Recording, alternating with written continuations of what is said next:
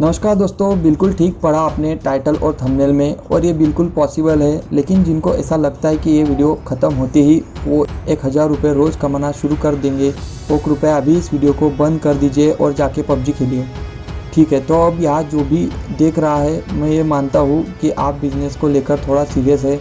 तो आपको भी एक बात बता दूँ कि ये पूरा प्लान समझने के लिए सबसे ज़रूरी बात तो ये है कि आप इस प्लान को पूरा सुन लीजिए और फिर रिएक्ट कीजिए या फिर एक्ट कीजिए। आपके जो भी सवाल हो उनके जवाब मैं आपको कमेंट सेक्शन में दे दूंगा। कोई भी सवाल हो आप पूछ सकते हैं। 1000 रुपये रोज़ कमाना कोई बड़ी बात नहीं है। जी हाँ, मेरा यकीन करो, वो भी घर बैठे। अब ज़रा अपना दिमाग लगाओ कि अगर आपको एक नौकरी के काबिल बनना है जिससे आपको 1000 रुपये रोज़ मिले, तो आपको कितनी मेहनत करनी पड़ेगी। फॉर एग्ज़ाम्पल, आपको डिग्री चाहिए, कम से कम 5 साल उसमें लगेंगे। फिर आपको उस डिग्री तक पढ़ने के लिए 2 लाख से 3 लाख तक आप अभी तक गवा ही चुके होंगे। मेरा मतलब ये नहीं है कि वो सब बंद कर दो, मैं सिर्फ आपको 1000 रुपये की अहमियत बताना चाहता हूँ। क्योंकि क्या होता है, जब हम घर बैठे कुछ पैसा कमाते हैं तो उसकी हम रिस्पेक्ट नहीं करते, इसलिए बता रहा हूँ। तो इस बिज़नेस को अगर आप करना चाहते हैं तो ये 3 महीने में फुल प्रूफ शुरू हो सकता है। इसके लिए आपको उतनी मेहनत करनी पड़ेगी जितनी आपने कॉलेज शुरू होने के बाद सिर्फ पहले 2 या 3 महीने में की थी, और मुनाफा उतना ही होगा जितना कि कॉलेज ख़त्म होने के बाद 5 साल बाद आपको मिलने वाला था या फिर है। तो शुरू करते हैं प्लान। एक बात और याद रखिए, इस वीडियो को 1, 2 या 3 बार देखिए, लेकिन इसकी कोई भी स्टेप को मिस मत कीजिए। नहीं तो हो सकता है कि आप कुछ स्टेप मिस कर दे और फिर ये प्लान काम ना करे। तो ऐसा नहीं करना है, हमें डिसिप्लिन से काम करना है। स्टेप नंबर 1, सबसे पहले आप अपना खुद का जीएसटी नंबर निकलवा लीजिए। इसमें कुछ ज़्यादा नहीं, आपको 3000 से 15000 के बीच कोई भी सीए निकाल के दे सकता है। वो आपके एरिया पर भी डिपेंड करता है। इसमें शायद आपको 1 से 2 महीने लग सकते हैं। इसमें टाइम लग सकता है, इसलिए ये काम हम सबसे पहले दिन करेंगे। स्टेप नंबर 2, अब आप अमेज़ॉन पर जाइए और सर्च कीजिए कि लोग क्या क्या खरीद रहे हैं, क्या क्या बेच रहे हैं। दिमाग लगाइए थोड़ा और इसकी जानकारी लीजिए, और हर एक कैटेगरी में सबसे ज़्यादा क्या बिक रहा है। जैसे इलेक्ट्रॉनिक्स में यूएसबी केबल्स ज़्यादा बिक रही है, टॉयज़ में कार्स ज़्यादा बिक रही है। तो सबसे ज़्यादा रिव्यू रेटिंग किस प्रोडक्ट को आ रही है। ज़्यादा रेटिंग आ रही है, ज़्यादा क्वेश्चंस कस्टमर्स पूछ रहे हैं, मतलब वो चीज़ें लोग ज़्यादा खरीद रहे हैं। अमेज़ॉन पे बहुत सारी कैटेगरी है, तो आप वो सब चेक कर लीजिए और एक लिस्ट बनाइए कि इस कैटेगरी में ये 2 चीज़ें सबसे ज़्यादा बिक रही है। ऐसे ही आप 25 से 30 चीज़ों की लिस्ट बना लीजिए। स्टेप नंबर 3, अब आपके पास एक लिस्ट है उन चीज़ों की जिनकी लोगों को सबसे ज़्यादा ज़रूरत है।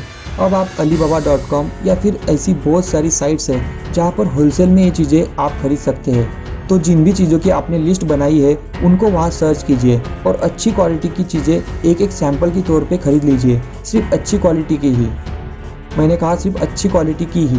हमारे देश में एक प्रॉब्लम है, कस्टमर को भगवान तो बोलते हैं लेकिन उसको भगवान समझते नहीं है। तो भगवान को हमेशा साफ़ सुथरी अच्छी चीज़ ही देना ज़रूरी है।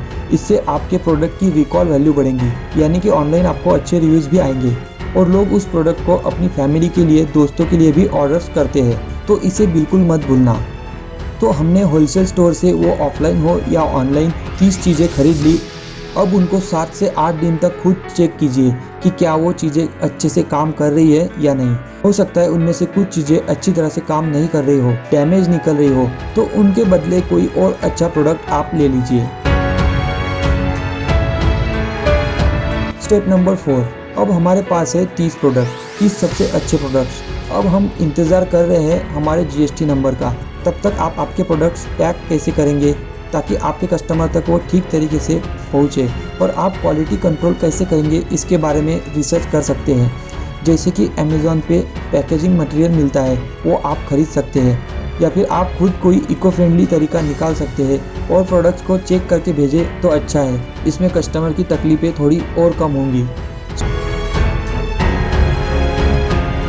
स्टेप नंबर 5, अब हमारे पास है अमेज़ॉन का थोड़ा नॉलेज, 30 बेहतरीन सेल होने वाले प्रोडक्ट्स और जीएसटी नंबर। तो अब अमेज़ॉन पे एज ए सेलर अकाउंट खोल लीजिए जिसमें आपको जीएसटी नंबर लगेगा, वो डाल दीजिए। आपको आ गया तो ठीक, नहीं तो अमेज़ॉन सेलर सपोर्ट को कांटेक्ट कीजिए, वो आपकी हेल्प कर देंगे। तो अब इन प्रोडक्ट्स को अमेज़ॉन पे लिस्ट कर दीजिए। ये थोड़ा मुश्किल काम है, अगर आपको इंग्लिश नहीं आती तो, लेकिन इतना भी मुश्किल नहीं जितना 5 साल डिग्री के लिए पढ़ाई करनी पड़ती है। तो अब आपका 70% काम खत्म हुआ। स्टेप नंबर 6, अब आप और रिसर्च करते रहिए। क्या कोई प्रोडक्ट आपसे सस्ते बिक रहे हैं, या दूसरे कोई प्रोडक्ट आपके प्रोडक्ट से बेहतर क्वालिटी प्रोवाइड कर रहे हैं। रिसर्च जारी रखिए। हर रोज़ 30 मिनट आप इस काम को दीजिए। ये एक पौधा लगाने जैसा है, एक दिन में फल नहीं आएंगे। आपको रिसर्च जारी रखना है, फिर कुछ दिनों के बाद आपके उनमें से कुछ प्रोडक्ट सेल होने शुरू होंगे। ये डिपेंड करता है कि आपने कैसे प्रोडक्ट चुने हैं। फिर जो भी प्रोडक्ट सेल हुआ उसके रिव्यू जरूर देखिए। कस्टमर्स के आंसर का तुरंत रिप्लाई कीजिए, और जब भी ऑर्डर्स आए जितना हो सके जल्दी आप उसे डिस्पैच कीजिए ताकि वो जल्द डिलीवर हो सके। और बस, और 1 से 3 महीने के बाद आप 1000 रुपीज़ पर डे आराम से कमा लेंगे।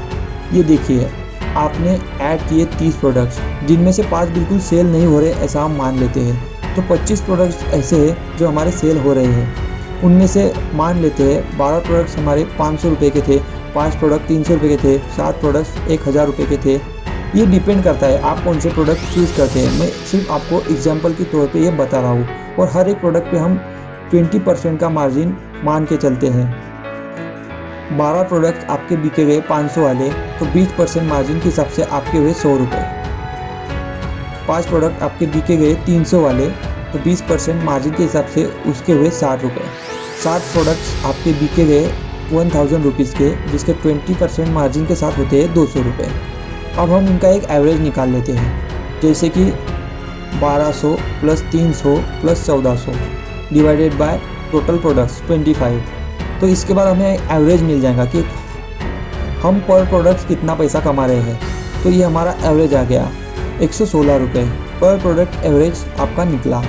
यानी कि हमारा टारगेट 10 प्रोडक्ट पर डे का होगा। अगर हमें 1000 रुपीज़ चाहिए तो 116 into 10 is equal to 1160 per day profit minimum. Minimum इसलिए बोल रहा हूँ कि आज के वीडियो का टॉपिक था मिनिमम 1000 रुपीज़ पर डे कमाना। तो यहाँ पे आपको मैंने पूरा प्लान समझा दिया है। इस तरह से और आप अगर बाद में और प्रोडक्ट्स बढ़ाते हैं तो ज़रा सोचिए आप कितना कमा सकते हैं। इसके आगे भी बहुत कुछ किया जा सकता है, लेकिन आज के इस वीडियो में इतना ही। अगर आपको ये वीडियो पसंद आया है तो लाइक और शेयर ज़रूर कीजिए, और अगर ये वीडियो आपके किसी दोस्त के काम आ सकता है ऐसा आपको लगता है तो उसे ज़रूर शेयर कीजिए। धन्यवाद।